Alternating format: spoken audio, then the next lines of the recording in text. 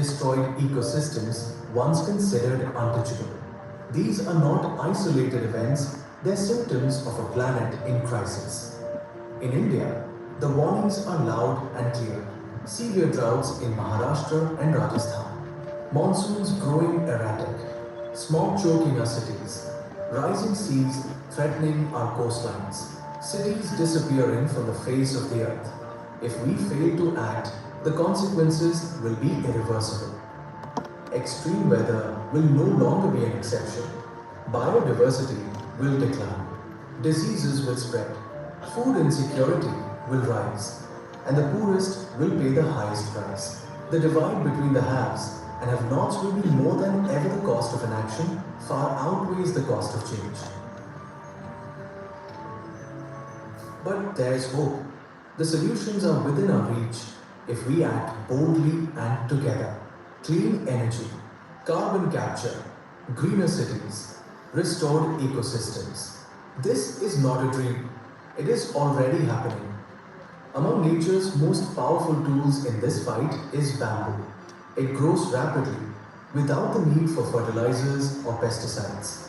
It absorbs more carbon dioxide and releases more oxygen than many trees. And it thrives where little else grows, making it perfect for restoring degraded lands. Bamboo offers sustainable alternatives to coal as a renewable fuel, wood in construction, cotton in textiles. It reduces deforestation, combats pollution, and empowers rural communities. In Maharashtra, farmers are embracing bamboo. By switching from water-intensive crops to bamboo, they are revitalizing their land and their livelihoods. With state support and forward-thinking policies, bamboo is bringing climate resilience, green jobs, and steady income to thousands of families. Maharashtra is not just growing bamboo, it is showing the way for a greener future. The urgency to act has never been greater. Together, we can create a world where development and nature coexist, where energy is clean, cities are green, and communities thrive. The time for change is now. ICFA calls you to action, joined by Phoenix Foundation, Indian School of Business, and ARDO. Join India Agriculture Sustainability Council for collective efforts to a food-secure future. Join Save the Earth Forum for a global movement to save the earth, the environment, and the humanity.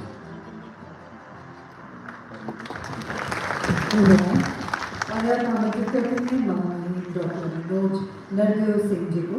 आप महासचिव हैं अफ्रीकी एशियाई ग्रामीण विकास संगठन आर्डो की। आपसे निवेदन है आपके विचारोत्तेजक संबोधन के लिए।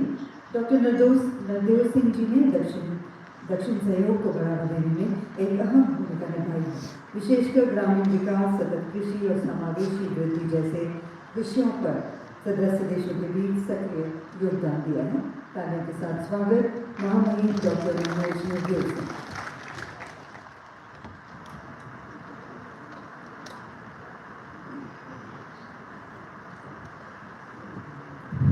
Thank you very much.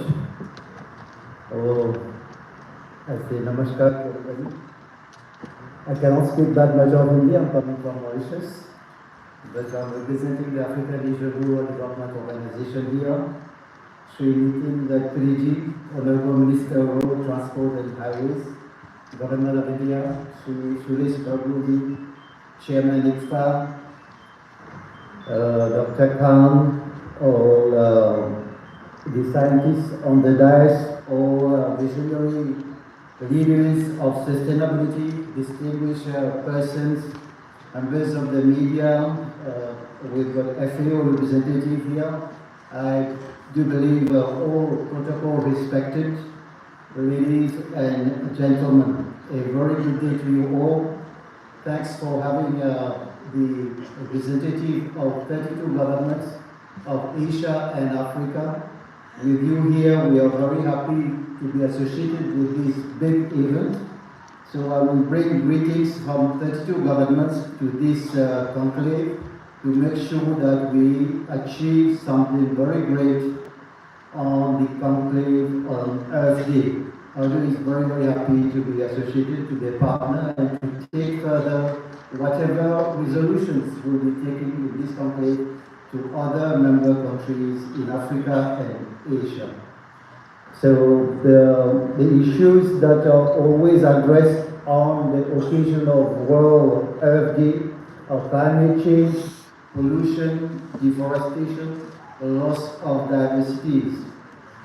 When we know inequality is growing everywhere, climate crisis continues to escalate, biodiversity loss is already very high everywhere. Each small action adds up to a big change. And here we've got a movement led by Paterji, the movement of bamboo as a solution to all these crises we are facing. We are in fact celebrating the 55th anniversary of the Earth Day. We started in 1917, where the demand there also was clean air, water, and healthier environment. Still now, after more than half a century, we are still struggling to have practically the same issue as Sri Patilji has been highlighting very well, that humanity is at risk, our children are at risk, our grandchildren also are at risk. We are here to deliberate maybe how bamboo can be a savior to all these problems. The versatility of bamboo makes it an important candidate for climate change, for energy production, as we have already been elaborated here. And I'm happy that the scientists have given us a very good summary of what's happening. I'll try not to repeat, but only I would like to say that this day is very, very important for us to take the message to each and every corner of India and all our member countries we are representing. The Earth Day is not only a celebration, it is a commitment. It has to be a firm commitment for each and every one, for each and every planter, responsible government officials, scientists and politicians to come with sustainable, innovative, and to show more responsibility to the present generation and to the future generation. Ladies and gentlemen, I would like to remind only that while we were adopting the 2030 agenda on SDGs, it was resolved to free humanity from poverty, to secure a safe planet for future generations, and to build peaceful, inclusive society as a foundation of ensuring the lives of dignity for all through a universal set of 17 goals. We had 169 targets there.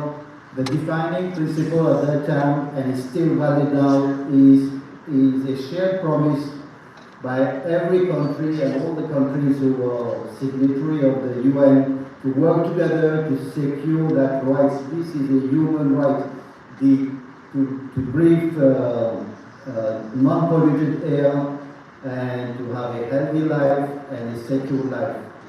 Ladies and gentlemen, urgent coordinated action is required. Policy solutions are very imperative to make sure that the sustainable practices so that we can mitigate the impact of climate change.